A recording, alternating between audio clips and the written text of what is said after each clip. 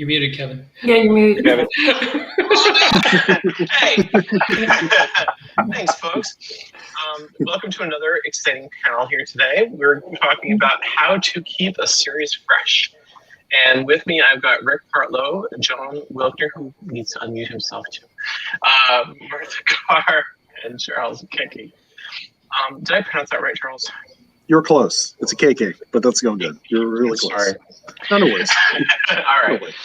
I'd like to have you guys briefly introduce yourselves, if you would, please. Rick. I'm Rick Partlow. I write mostly military science fiction and some space opera. I have somewhere around 40 plus books published, including the Drop Trooper series, Wholesale Slaughter, and Recon, and Birthright. And now Holy War. And Earth at War and Holy War, yes. Thank you. He's got some Right. I can't remember all of them. And John? I'm John Wilker. I write mostly space opera. I've got 2 series out right now, the Space Rogue series and the Grand Human Empire series. Cool. And Charles? My name's Charles. I go by CC Akeke. I write space opera and superhero fiction. My series include Star Brigade series and the Pantheon Saga. And I've written about 10 books and a bunch of novellas and short stories. And Martha? I've been writing for about 30 years. I used to have a national column that had about 4 million readers a month. And I helped create the Order Saren universe, which has about 200 books. And author of War Mage, The Lyra Chronicles, Goth Drought, Johnny Walker, to name a few. And I'm Kevin McLaughlin. I have been writing about half as long as Martha, maybe. I've got 83 books, I think, out right now, including 30-something of them in the Children of Tiamat universe, and 13-book series in my Satori series, and a bunch of other, most of what I write is series. So, and it's all science fiction fantasy too. So, folks, what do you like best about writing in series? The opportunity to really explore characters in depth and watch them change, watch them grow. Kind of what Rick said, basically kind of what Rick said, but I love seeing kind of the world expand, if you will. I like being able to explore those different aspects of the character, kind of really digging in where, kind of you see the character, how are they going to react to not just the change in the setting, but the new threats that come their way. And will they rise to the moment or will they fall short? And obviously, sometimes in their moments of weakness is where you find those real beautiful moments, because it's like, okay, you can really explore why did that happen. And if you just had a character just, pardon my French, Superman the shit out of everything, every book, it's going to get boring. So got to show them, what are their flaws and how do you kind of grow from there. The type of readers that I write for, they like a fast pace.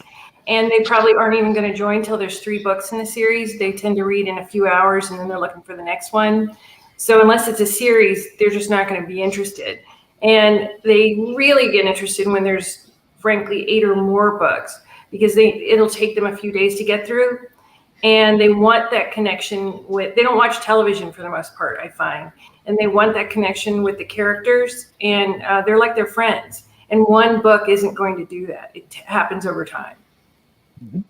Yeah, I like being able to explore the worlds and the universes much more in depth than a single book or trilogy. Like, gives you lots and lots of runway to really dig in and let the characters kind of grow without having to rush it.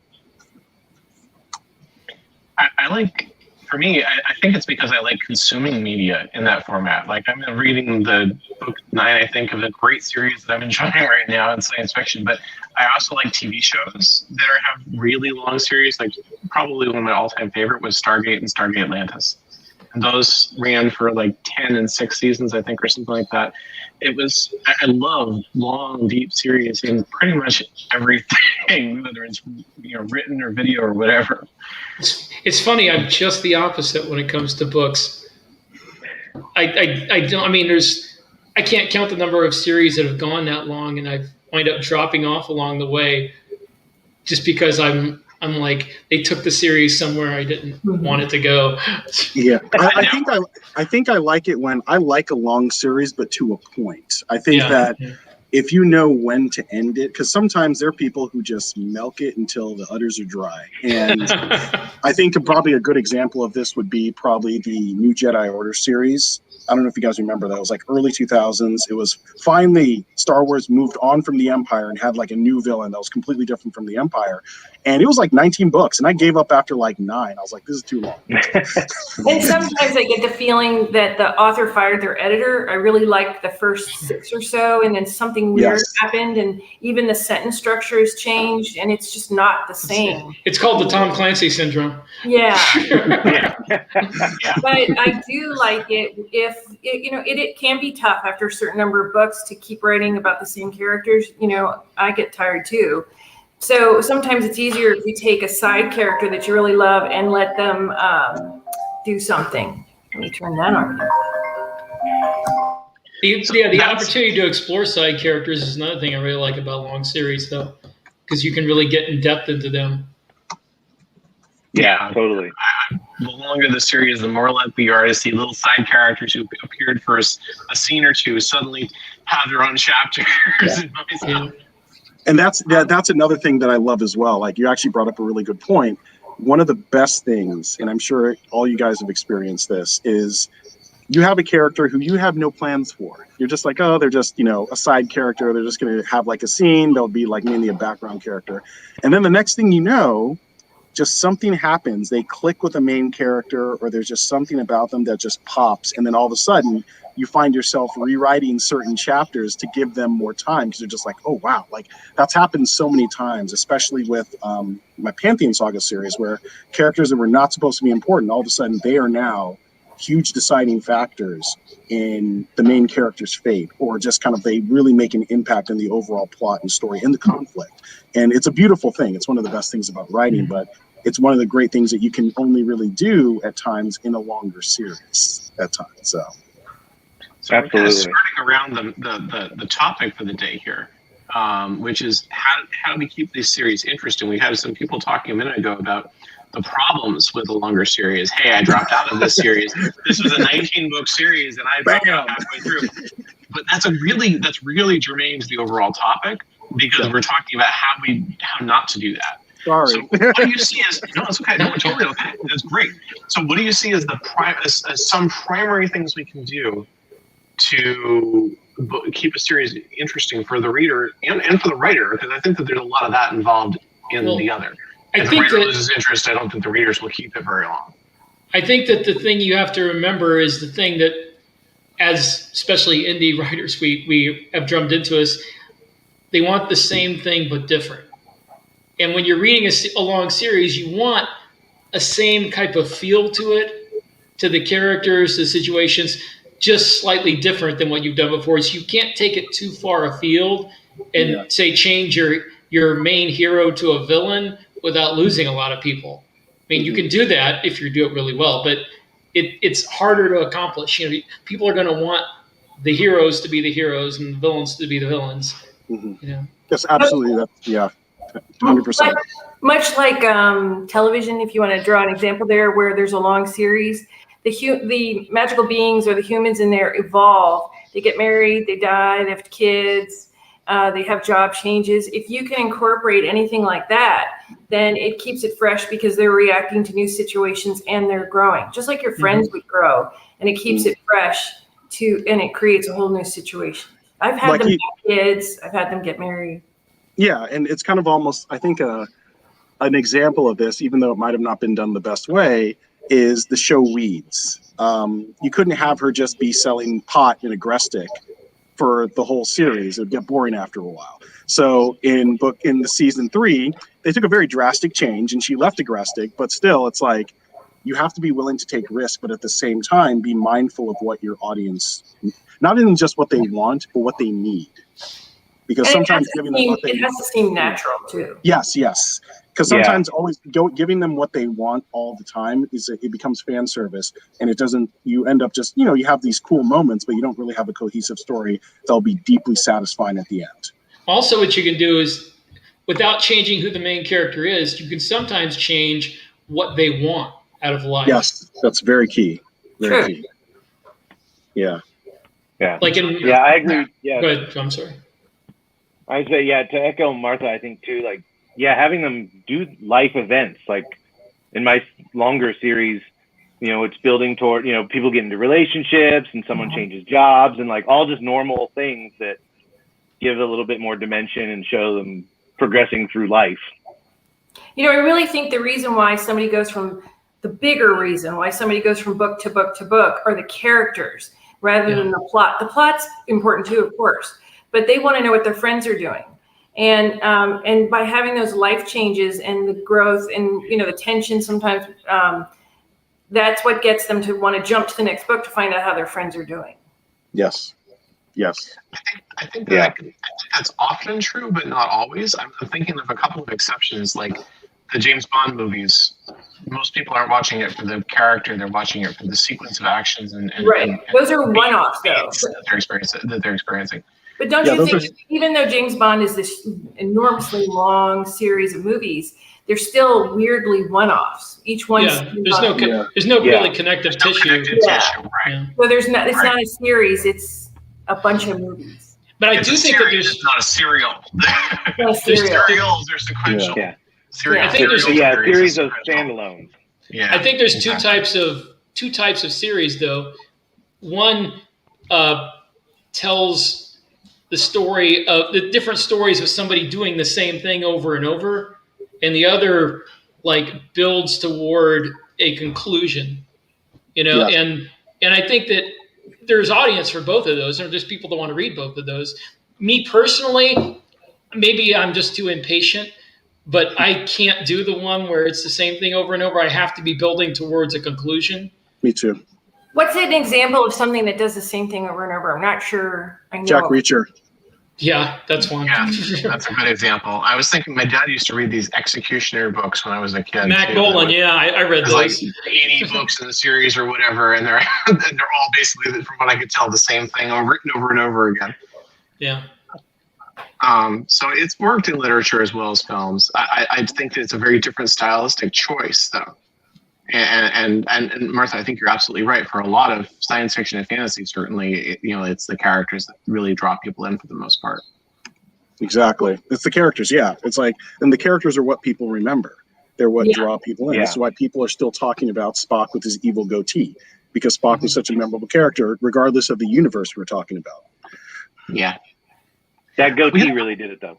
We have a couple questions. Totally did. We have a couple of quick questions coming in from the audience here. One of them is, how bad is it for series as a whole when big names, or I'm going to add in, or any other author, don't finish them timely? I think that's bad. How important is release timing for the success of a series? We're not mentioning any names. George R. R. Martin. Yeah, I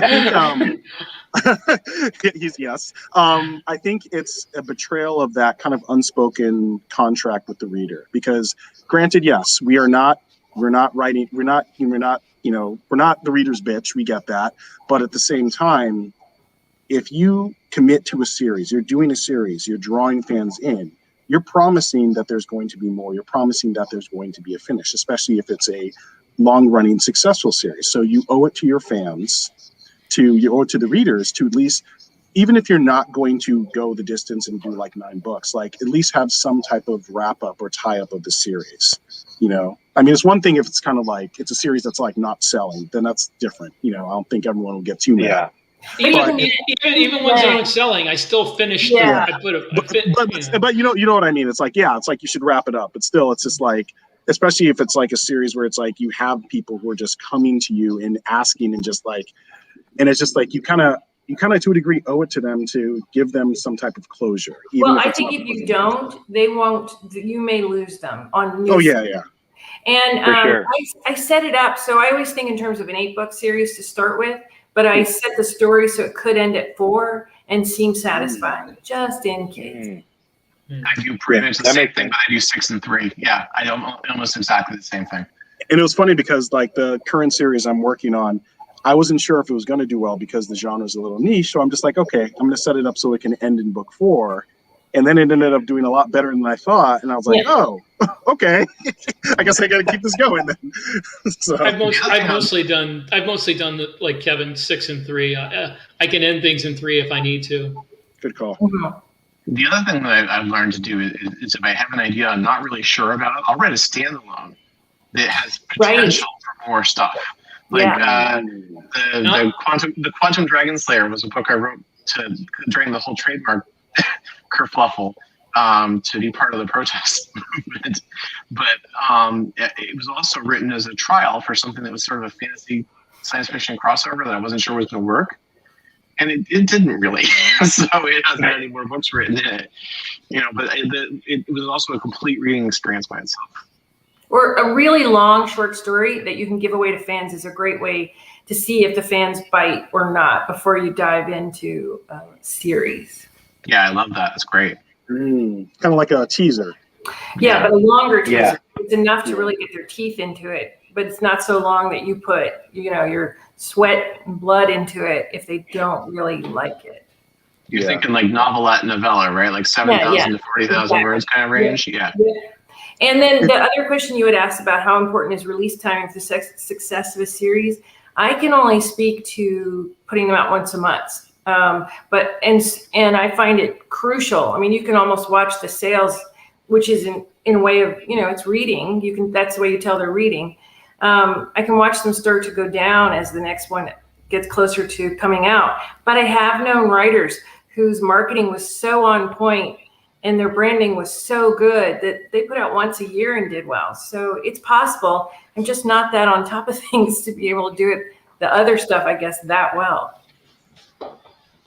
Yeah, I think consistency above, like, whatever you do it the same. Like, if it's monthly, if it's twice a year, once a year, I think that's probably a big one. Like, I know as a reader, I want to at least kind of have an idea of when something is coming and not like, all right, well, I finished the last one and it's been 2 years. I don't know what's happening now. And then it drops all of a sudden. And I'm like, oh, great. I'm already reading something else. And so I think as long as you're consistent, that helps a lot. And I put it in the back of the book when you can expect the next one too. So you actually know, and the title, and so that you know what it's going to be. Yeah, I do put the title in and just like these characters will come back. And another thing, actually, you guys brought up a good point with novellas. One of the things I like doing with some of my series, like, I'm not the fastest writer, but one of the things I like to do just to kind of keep people interested is maybe I'll release a novella here and there in between books that kind of like this kind of, it's a kind of a one shot that maybe took place between books, or maybe it was a story that took place between maybe a slight time jump during one of the bigger books. And it kind of almost fits in, since it's a superhero fiction series, it fits in with the whole kind of like, remember how they have those one shots or annuals? That's kind of like how I kind of approach it. And giant size. That's a great idea. Giant size, exactly, yeah. And it's almost kind of like, it's also a way I can experiment with different concepts or different like subgenres. Like I used it to introduce supernatural elements to this superhero fiction world, and it was very successful. People were really, really happy with it. So it's also a way to, again, keeps it fresh, keeps people interested, and it's a nice little, appetizer, if you will. Now, do you merge those into your series on Amazon? 1, 2, 3 are novels, 4 is a novella, 5, 6, 7 are novels, that sort of thing. Well, I keep it kind of related to, now that you kind of have a little more control over that. I'm actually going to make it its own. I'm going to make it its own kind of series, but you can make it related to the main series, but I don't put it as part of the main series just so people don't get too confused. So. I did short stories related to the Lyra Chronicles, and I made them chronologically fit somewhere, and we give them away, but later I put them at the back of the appropriate book, so it became a bonus. Oh, nice. That's cool. I did the same thing with one series. Yeah, that's great. The other question we had out there was, what are some good examples? What are some good examples of a series that kept it fresh and encouraged binge reading? So who did it right, basically? Who can we think of other than ourselves, of course, who did it right? Well, I mean, there's the obvious big names in trad publishing, like Jim Butcher. Yes. You know, although that's one of the ones that I kind of dropped off on at some point. But I mean, he's still got a huge audience, so it worked for him. Mm-hmm. And he changed a lot of things. He even named one of the book changes. And he kept his audience interested. Just like Larry Correa, Monster Hunter International. He's kept a huge audience for that series. Made a lot of changes. Kimbra Swain is doing a great job, partially because, like her Trailer Park series, who thought of a witch in a trailer park? And she's very clever when she starts out with her premise that it's got this fun tweak to it. And she's very good at keeping her series fresh. So if you haven't heard of Kimbra Swain, I would check her out. Urban fantasy, which is my thing. Shane Silver. I really enjoyed. Yes, Shane Silver is a great example. Yeah, that is a really good example. Because he took some of the common concepts in supernatural fiction and he expanded it. And he also has bled in like different types of mythologies. Like that's also helped keep things fresh too, where it's like he does this kind of twist on different mythologies. And like what he did with the Grimm fairy tales was like brilliant. Like I've never even thought of anyone doing that before, but it was one of the most brilliant things I've seen anyone do.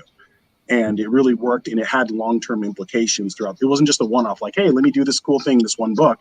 It had long-term implications throughout the series after he did that. So, yeah. John, you had something? Oh, I was going to say, one I really enjoy is the Frontiers. It's like space opera, and it's Rick Brown's Frontier Saga. And it's like getting crazy long. Like he's on part 2, and I think he's wrapped up part 2, or the next book does. And then I'm guessing be part 3, and each one's like 15 books long. Yeah. But it's kept me interested the whole time. But yeah, he's really slowly but surely built up like a massive fan base. Like he just because of the quality writing that he does and what he does with the characters. Uh-huh. Yeah, it's definitely a good example of like the slow burn. Like there's some where there's not a lot going on, but it builds. And then there's some where there's like the whole war comes to a head and like the whole book is action. But yeah, overall, the whole span is, really engaging. One comes to mind right now for me is Glenn Stewart's Starship Mage series. Yes. Which I'm burning my way through that thing at like 2 books a week right now. I hadn't found it until a couple of weeks ago. And, great series, and he's keeping it fresh by slowly expanding the universe, exploring new things. Each book kind of expands the field a little bit more.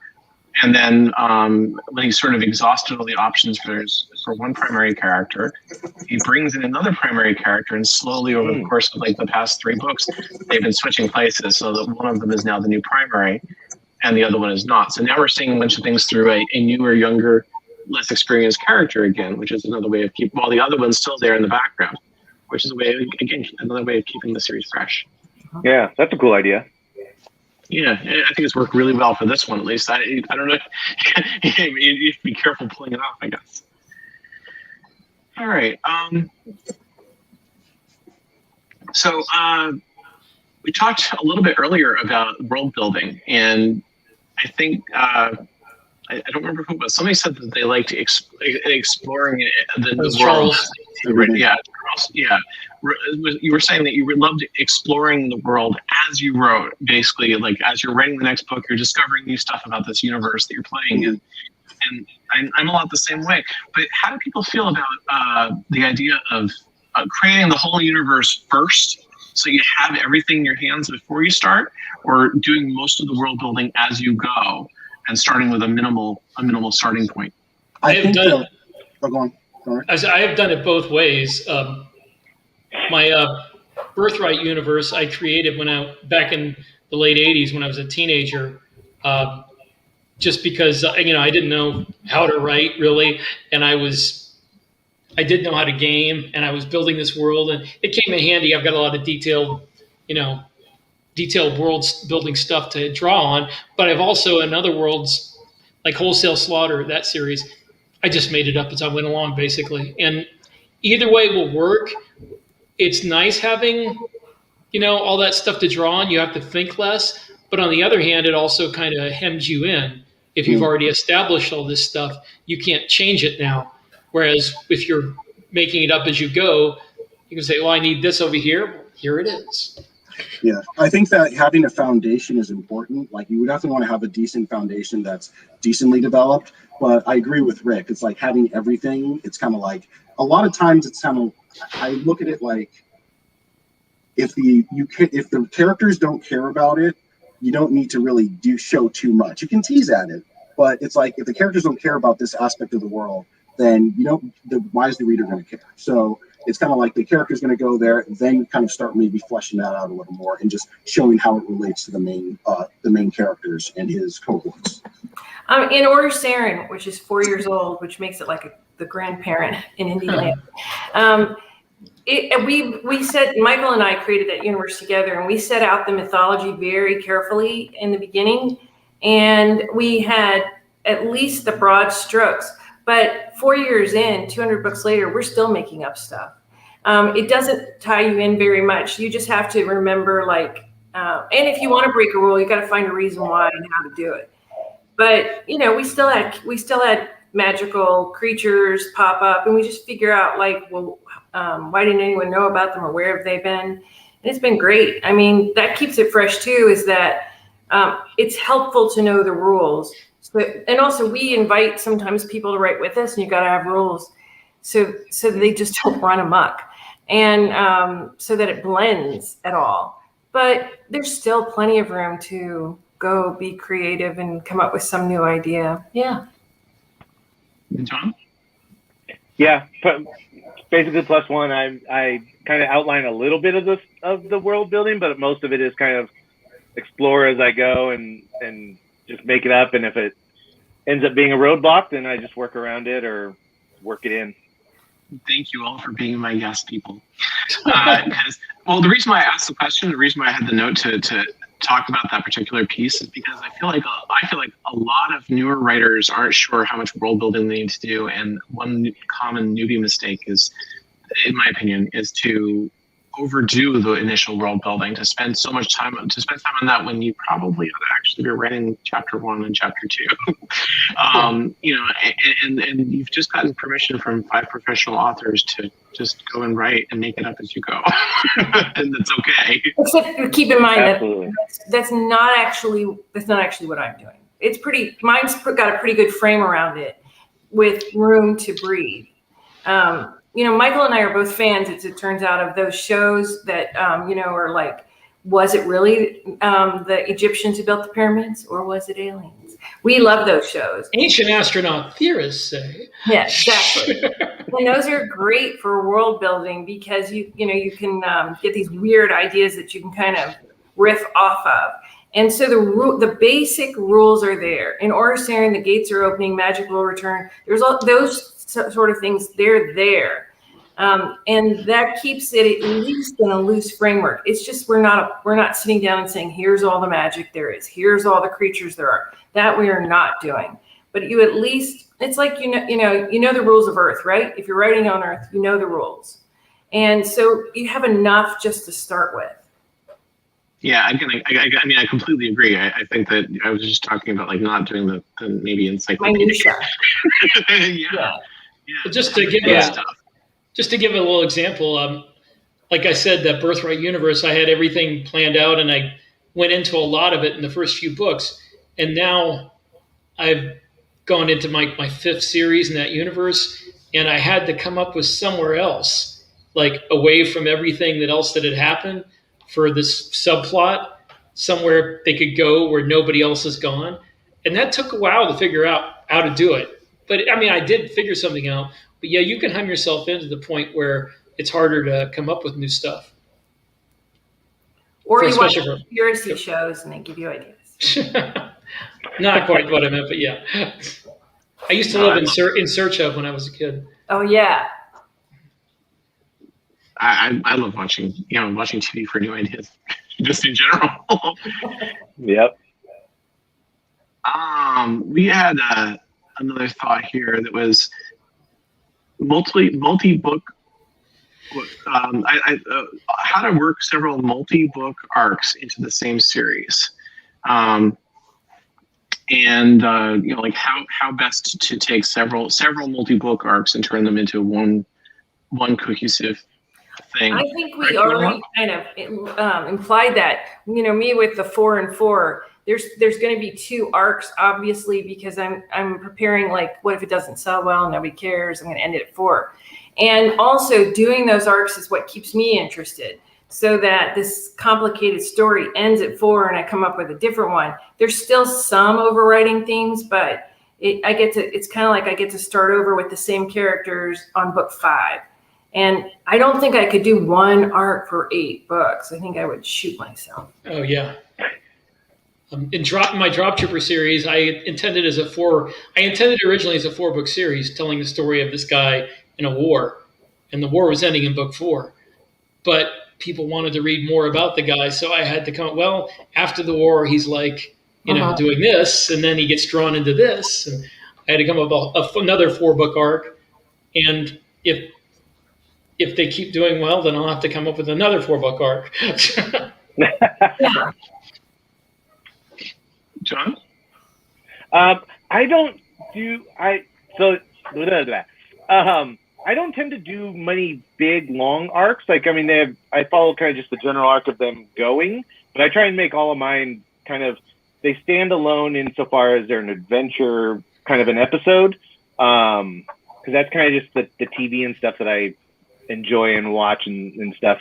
So I don't have a huge, like, mega arc other than there's just kind of always stuff going on in the background. But yeah, I tend to treat each of mine as an episode that if you picked up book 6, you wouldn't necessarily know the characters as in depth as someone who's read the other previous 5, but the story would be encapsulated and you would understand what was happening at the beginning and the end. Oh, wow. Okay, that's nice.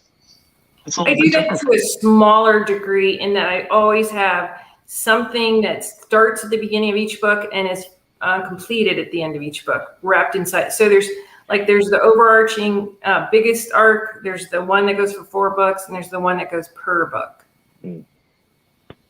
I usually do that too, Martha, but I also usually have something that's overarching.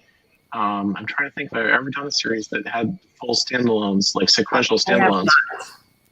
Yeah, I haven't. I think that's harder to do, John. To I think so too. Yeah, to call something a series that holds together. Yeah, it definitely a lot of thriller books do that. Challenges. A lot of thriller series do that. That's true. Yeah, a lot of detective, like mystery type stuff would do that as well. Yeah, that's true. It's harder in fantasy and science fiction, I think.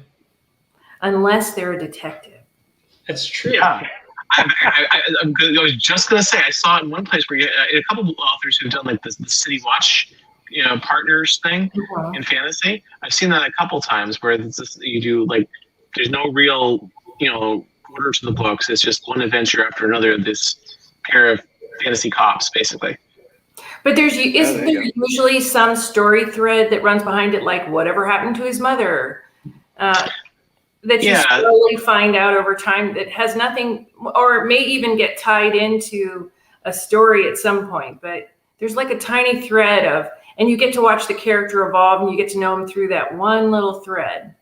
Yeah, but the book, yes, and so the books give you like a little extra if they're read in sequence, all of them, but each one does sort of stand alone as its own complete story as well, if I'm remembering them right. So that makes you a genius, John. I'll take it. If I sometimes, I don't know if any of y'all do this, but in longer series, I tend to try to later in the books kind of recap what's happened, not like just a recap that just states it, but have like some conversation or something going on that reminds everybody what happened earlier in the series. Do you ever find yourself having to do that?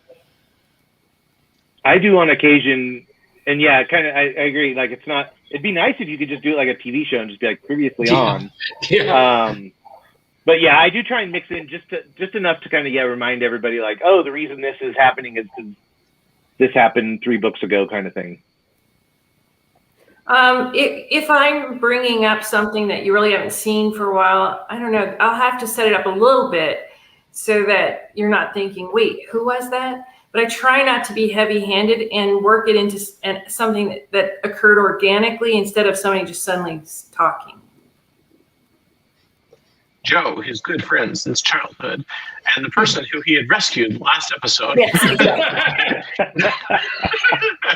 I've seen that in so many books. Yeah. Even like David Eddings did that in one of his series. I'm like, no, don't. Yeah, I think that it can be really challenging to do that well sometimes, but I think it's important too. Yeah, you can use you can use it through, they run into a character who comes from that time frame. I don't know. There's different ways you can do it, but I do try to do it organically so someone just doesn't start speaking and saying, remember when we did that? I mean, it seems a little, lazy. So what do you folks do if you're moving through a series and you're partway through the series, maybe wherever you left it at the end of last book, it's not a good place to stop it, okay, for whatever reason.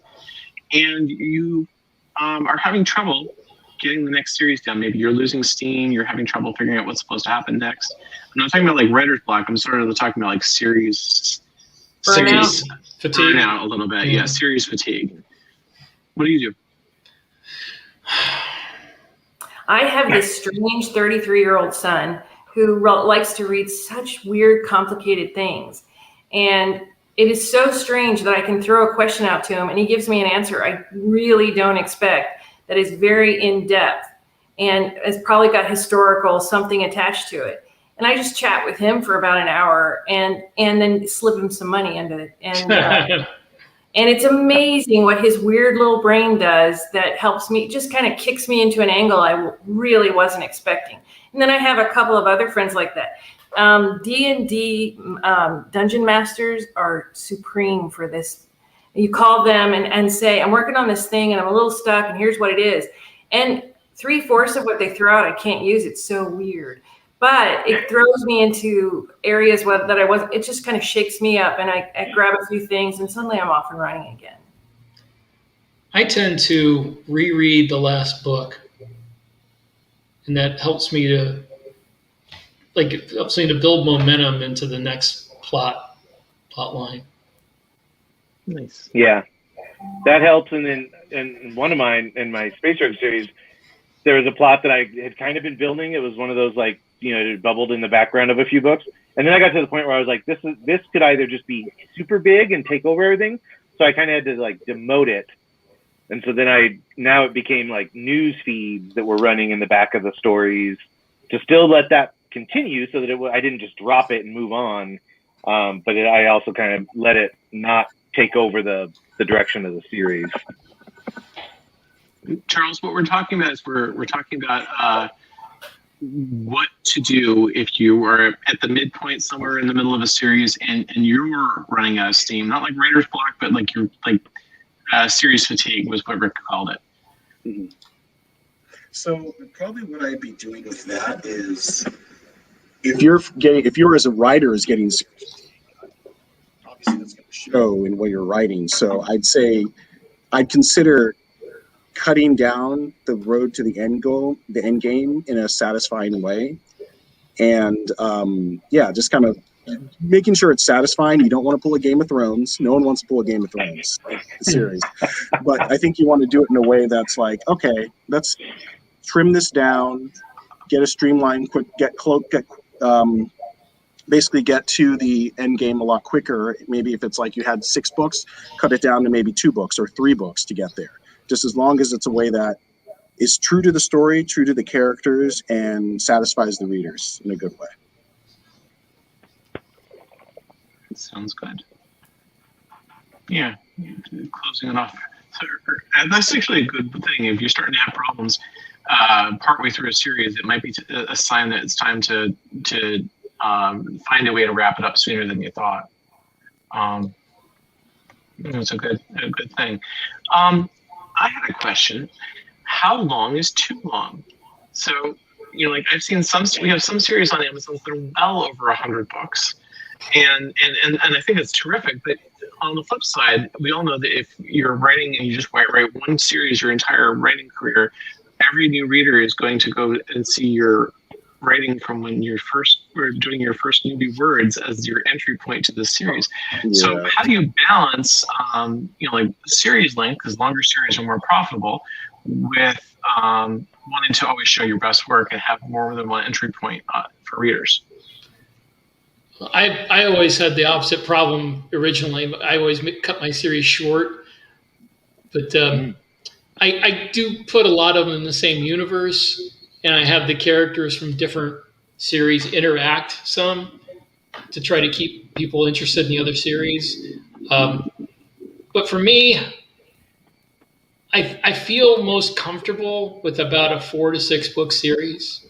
I mean, I've gone longer. I'm going longer right now, but for me, I feel like 6 books is a adequate time to tell, a story. And I really would rather leave the readers wanting more than have people dropping out because they're getting tired of it. Leave them. Go on a good note. Yeah. Right. Yeah. Pull a George Costanza. Go out on a good note. Yeah. Keep them wanting more.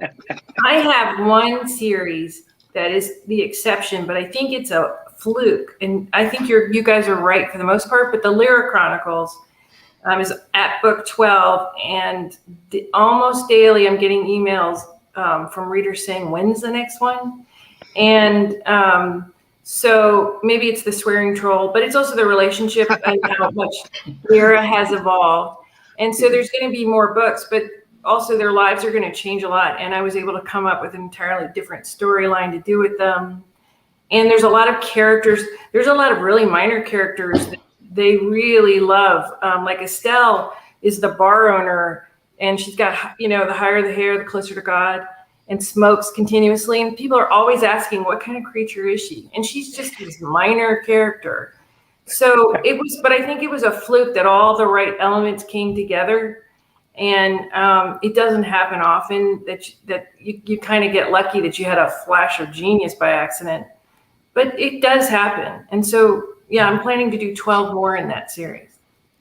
Nice. I mean, and that's another thing too. It's like, as long as you're still interested and engaged as a writer, and the fans are still interested, and it's still making you money, it's like, write as many as you want. Be Bella Forrest. Write as many as you want.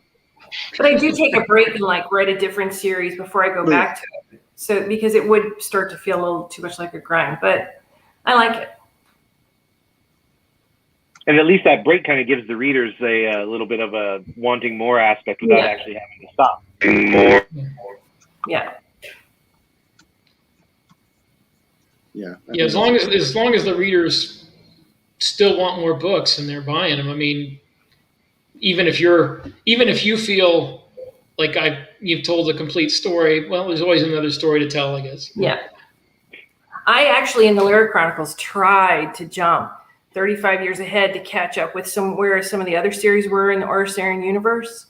And they had a cow and said, where are all the books in between? So I had to created a problem that most people would love to have. I didn't think anyone would care. Yeah, I was just about to say, it's a good problem to have that they're like, we need those 35 years, write those. Yeah. So I'm going to go back and write those. Yeah. Nice. Cool. All right. We are heading toward end of session here. I want to ask the folks who are listening from the audience if there are any more questions. Please drop them in the comments chat or the Discord. We've got somebody who's going to let us know that if there's any questions for us. In the meantime, anybody have any closing comments or stuff that they'd like to say about series while we're talking about it still? John, let's start with you. We'll walk our way around here. Great. No time. Just that I love writing series. I love reading in series, whether it's episode of the week kind of stuff or the long Rick Brown style 30 books and counting mega arc. Hopefully readers like those too, because that's definitely where I think I excel. But yeah, as long as we said, as long as people are willing to keep buying them and they sell, happy to keep writing series as long as they need to be. I agree with John. Like I like writing the series. It's a nice challenge when you kind of like, okay, how do I kind of further this up the tension? How do I, particularly if you can break down, make it simplistic. If you strip away the genre and you just break down what exactly are your characters moving towards, what exactly is their journey? Like for instance, with the Pantheon saga, you take away the superhero fiction, it's a coming of age story of somebody who's really coming into his own, not just as a hero, but as a man. He's like a teenager. He's coming into his own as a man. So it's like, what are some of the obstacles and hurdles he's going to come across that people can relate to across the board?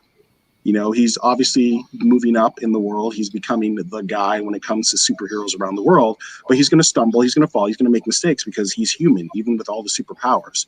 So I think showing those journeys, showing that part of the character's journey is one of the most enjoyable things. And also showing how the characters evolve around him as well. Like, how do they react to his ascension or his growth or maybe his downfall? I think another good example of this, even though it's not a book series, but you look at Breaking Bad and how basically it's the story of the villain. When you think about it, it's the story of a villain's journey. And you see how this villain's journey pretty much destroyed the lives of everyone around him and got people killed. And yeah, that's a bit of a darker thing, but you see kind of how that change happened, how that metamorphosis happened. And I think it's always very fascinating and it's engaging and it's exciting to really get into that as a writer and to really kind of get it on paper and get it out to the readers and having them react. How are they going to enjoy this? How are they going to, if you're enjoying it, they're going to enjoy it more often than not. And just how are they going to really kind of engage with this character's evolution and their journey. Okay, Martha? I've talked to a lot of writers over 30 years, and the ones who seem to have done the best were doing what got them excited.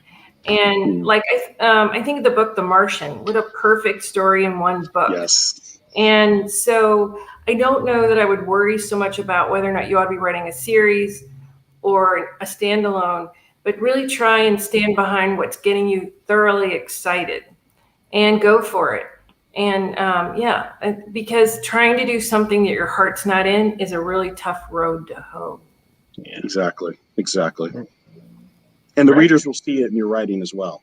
So, and you'll probably get readers, but you may not catch fire.